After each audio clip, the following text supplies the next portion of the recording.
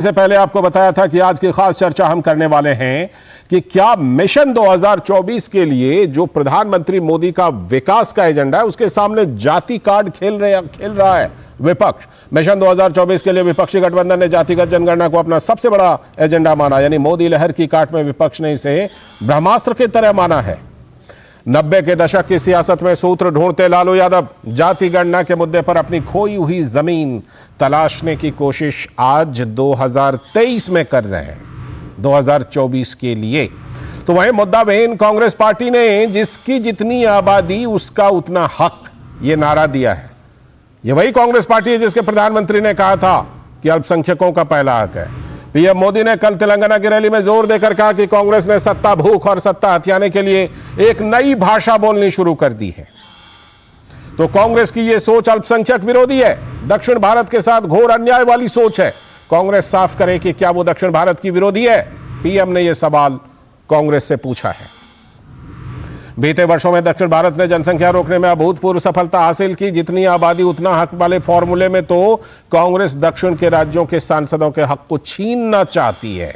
PM ने कहा, मेरा सवाल कांग्रेस से है कि साउथ के अंदर हिंदू मंदिरों पर सरकार का हक है, उनके संसाधनों पर राज्य सरकार का कब्जा है, लेकिन मंदिरों को तो सरकार के द्वारा लूटा जा रहा है, लेकिन अल्पसंख्यकों के पूजा स्थल को हाथ तक नहीं लगाते। ये प्रधानमंत्री ने आरोप लगाया है।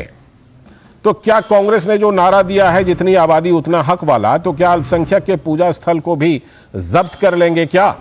ये सवाल प्रधानमंत्री के तरफ से, भारतीय जनता पार्टी के तरफ से पूछे जा रहे हैं। कांग्रेस नेता राहुल गांधी ने इसी नारे, जितनी आबादी उतना हक वाला जो नारा है, उसी को अपनी पार्टी का स्लोगन बनाया है। लेकिन कांग्रेस में भी अलग स्वर है। कांग्रेस नेता अभिषेक मनु सिंघवी ने भी राहुल गांधी के इस नारे पर विरोध दर्ज किया। अवसर की समानता कभी परिणामों की समानता के समान नहीं होती, इसके परिणामों को समझना होगा। यह आखिर में बहुसंख्यकवाद में परिणत होगा। कांग्रेस पार्टी ने इसे सिंघवी की हालांकि व्यक्तिगत राय मानी है, लेकिन विपक्षी गठबंधन की अगुवाई कर रहे लालू यादव ने तो अपना एजेंडा साफ कर दिया है कि हम इसे देश भर में लागू करेंगे और संख्या के हिसाब से आरक्षण का दायरा बढ़ाएंगे, जो 50% का दायरा है। जाहिर है कि नेतृत्व और एजेंडा को लेकर हताश विपक्षी गठबंधन मोदी सरकार के विकास के एजेंडे के खिलाफ जाति गणना को बड़ा एजेंडा मान रहा है। और यह भी कि लालू यादव जैसे नेता विकास के मुद्दे पर फंसना नहीं चाहते हैं। उनके लिए तो जाति वाला कार्ड ही जिताऊ फॉर्मूला है, इसीलिए उसी पर जोर दे रहे हैं। लेकिन अब देखना तो यह है कि आने वाले वक्त में बिहार सरकार इस जातिगत जनगणना वाले को किस तरह से लागू करती है। तो प्रधानमंत्री ने दक्षिण के मंदिरों के कोष को लेकर क्या कुछ कहा था, आइए सुन लेते हैं। तो कहते हैं जितनी आबादी उतना हक। मैं कांग्रेस को सवाल पूछता हूं, साउथ के अंदर खास करके तमिलनाडु में मंदिरों पर सरकार का हक है, सरकार ने कब्जा कर लिया है। मंदिरों की संपत्ति को सरकारी मिलीभगत में हड़प किया जा रहा है। मंदिरों को तो लूटा जा रहा है, मंदिरों को तो कब्जा किया गया है, लेकिन माइनॉरिटी के पूजा स्थल को हाथ नहीं लगाते हैं, सरकार के नियंत्रण में नहीं लेते हैं। अब कांग्रेस ने जो नारा दिया है, कांग्रेस ने कहा है कि जितनी आबादी उतना हक। अगर यही आपका मंत्र है, यही आपका सिद्धांत है, तो क्या माइनॉरिटी के जितने पूजा स्थल है उनको ये दक्षिण के आपके सारे साथी जब्त करेंगे क्या? उनका कब्जा करेंगे क्या? उनकी प्रॉपर्टी को लोगों के काम में लाएंगे क्या? नहीं लाएंगे।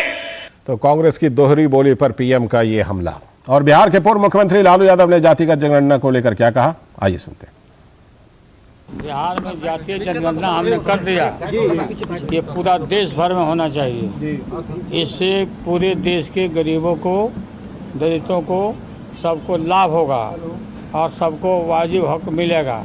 अभी तक हक नहीं मिलता था जातीय जनगणना नहीं होना चाहिए। और ये सब हम लोगों ने कर दिया है और इसको करना है, यही आधार रहेगा हम लोग।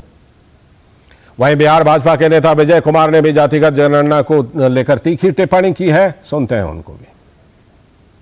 कई विषय को उठाया लेकिन सरकार का कोई जवाब, शंका समाधान, पब्लिक के विश्वास को पारदर्शी बनाने के लिए मौन रहना, जवाब नहीं आना। देख लीजिए, आर्थिक सर्वे रिपोर्ट हम जब जारी करेंगे सभी विधायकों को देंगे।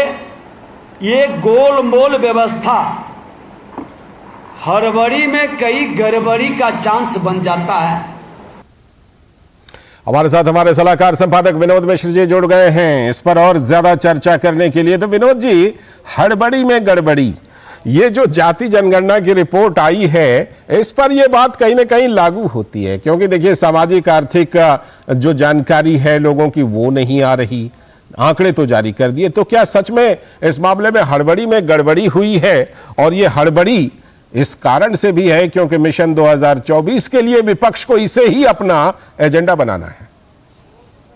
लाल जी, कल जो है इसका बिहार में आपने देखा कि ऑल पार्टी मीटिंग थी और ये खास करके सीएम नीतीश कुमार ने बुलाया था। और जाहिर सी बात है कि उसमें ऑल पार्टी मीटिंग का मकसद भी यही था कि विधानसभा में जब ये प्रस्ताव लाया गया था तो सारे दल इंक्लूडिंग बीजेपी ने इसको सर्वसम्मति से आर्थिक सर्वे कराने का एक मंजूरी दी थी।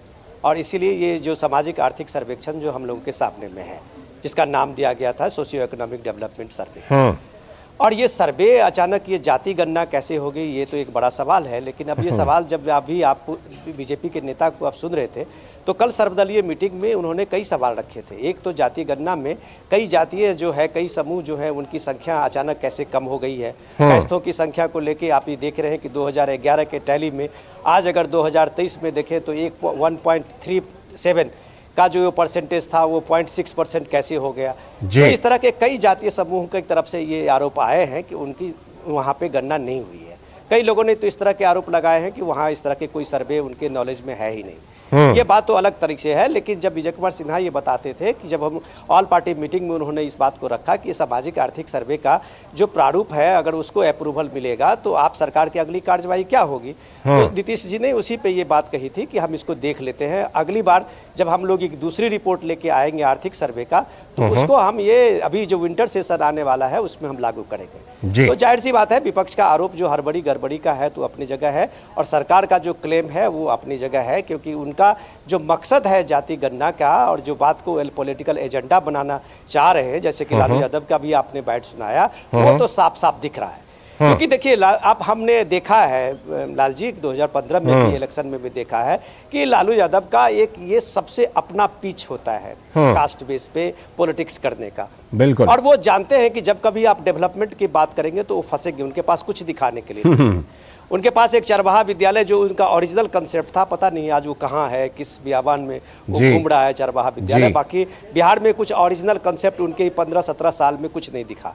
वैसे ही अगर वो जब उनको पता है कि हम विकास के मुद्दे पे अगर इस बात के लिए जाएंगे तो 2014 से जो चला हुआ लहर है, मोदी लहर, वो 2024 तक में 23 तक में आप देखिए कंटिन्यू है। तो ये एक विपक्ष के लिए बहुत आसान और बहुत शानदार तरीका है कि वो इस जाति गणना के मुद्दे पे बीजेपी सरकार को अपने पीछ पे बहस में लाना चाह रही है। लेकिन जब प्राइम मिनिस्टर ने कल तेलंगाना में इसका जवाब दिया है लाल जी, ये एक बहुत लोगों को समझने और जानने की बात है कि ये पॉलिटिकल जो नैरेटिव है उसको एक तरह से प्राइम मिनिस्टर ने उसको एक पर्दाफाश किया है जी। जब राहुल गांधी छत्तीसगढ़ के जनसभा में कहते हैं जिसकी जितनी आबादी उसकी उतनी भागीदारी, जितनी आबादी उतना हक, ये कांग्रेस का अब स्लोगन बना है, तो उसी के जवाब देते हुए प्राइम मिनिस्टर ने कहा कि 2026 में आप एक डिलिमिटेशन का प्रोसेस में भारत को जाना है। तो क्या अब ये जो जनसंख्या पे जिस स्टेट ने कंट्रोल किया है, दक्षिण के राज्यों ने खास करके बहुत शानदार काम किया है। तो दक्षिण के राज्यों में अभी डिलिमिटेशन होगा तो आबादी के हिसाब से क्या दक्षिण के राज्य अपने एमपी खो देंगे? तो ये सब जो कंफ्यूजन फैला रहे हैं भारत की एकता और संप्रभुता, राष्ट्रीय एकता के इन सारे सवालों को लेके जब आप ये आबादी फैला रहे हैं तो इस जनसंख्या नियंत्रण पे जिस राज्यों ने या जिन समूहों ने काम किया है आप उसकी चुनौती देते हुए दिखते हैं। तो ये प्राइम मिनिस्टर लौटता हूं मोदी कर आप। रहे हैं कि आप ये सारे कंफ्यूजन डाल के हाँ। एक तरह से आप देश का नुकसान कर रहे हैं। मैं आपके पास लौटूंगा, अभी वक्त एक छोटे से ब्रेक का है। ब्रेक के बाद जब लौटूंगा तो